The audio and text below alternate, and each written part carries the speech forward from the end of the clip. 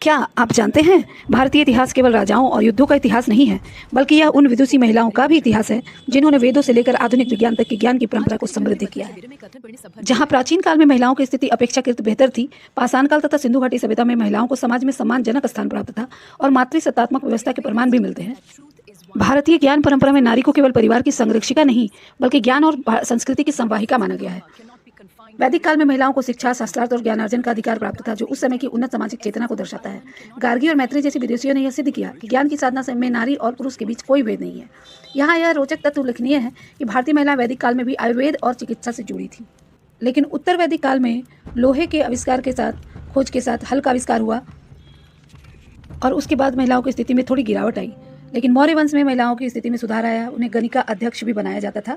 उसके बाद गुप्त काल में महिलाओं की स्थिति में थोड़ी गिरावट आई। बहुविवाह प्रथा, बाल विवाह प्रथा जैसी कुरीतियाँ उस समय में समाज में कायम थी। मध्यकाल में विदेशी आक्रमणों और सामाजिक धार्मिक रूढ़ियों के कारण महिलाओं की स्थिति और अधिक प्रभावित हुई। इस काल में पर्दा प्रथा, बाल विवाह और सती प्रथा जैसी कुरीतियों का प्रचलन था। यद्यपि मध्यकाल में सामाजिक परिस्थितियों के कारण उनकी शिक्षा में कमी आई, लेकिन उनकी प्रतिभा और सृजनशीलता में कमी नहीं आई। भक्ति आंदोलन में मीराबाई जैसी महिलाओं को फिर से अपनी आध्यात्मिक और साहित्यिक अभिव्यक्ति का अवसर प्राप्त हुआ। भक्ति के माध्यम से वो अपने विचारों को भक्ति के माध्यम से व्यक्त करने लगी। उस काल में रजिया सुल्ताना जैसे शासक भी हुई, जिन्होंने मध्यकाल में अपना महिलाओं का नाम रोशन किया। मुगल काल के पतन के बाद का समय सामाजिक सुधार आंदोलनों के माध्यम से सती प्रथा, बाल विवाह और अन्य कुरीतियों के विरुद्ध आवाज उठाई गई।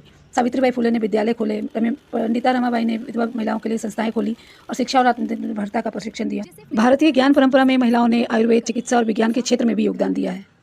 आज भारतीय महिलाएं अंतरिक्ष के क्षेत्र में भी अपनी प्रतिभा का परिचय दे रही हैं। उदाहरण के रूप में कल्पना चावला, सुनीता विलियम्स ने अंतरिक्ष विज्ञान में महत्वपूर्ण उपलब्धियां हासिल की। देश में अब महिलाएं पायलट बनकर आसमान की ऊंचाइयों को छू रही हैं। वहीं संवैधानिक दृष्टिकोण से देखें तो भारतीय संविधान में महिलाओं को समान अधिकार प्रदान कर रहा है, उन्हें शिक्षा, अवसर, समानता के मार्ग पर आगे बढ़ने में शक्ति दे रहा है, जिसके लिए हमारे देश की महिलाएं आगे आ रही हैं। संविधान में जो अधिकार प्राप्त है उनसे अब वो जागरूक हो रही हैं। और इतिहास साक्षी है कि जब भी महिलाओं को शिक्षा और अवसर मिले हैं, तब उन्होंने समाज के, राष्ट्र के विकास में अमूल्य योगदान दिया है। वीडियो पसंद आए तो इसे लाइक करें, शेयर करें, सब्सक्राइब करें। Thank you.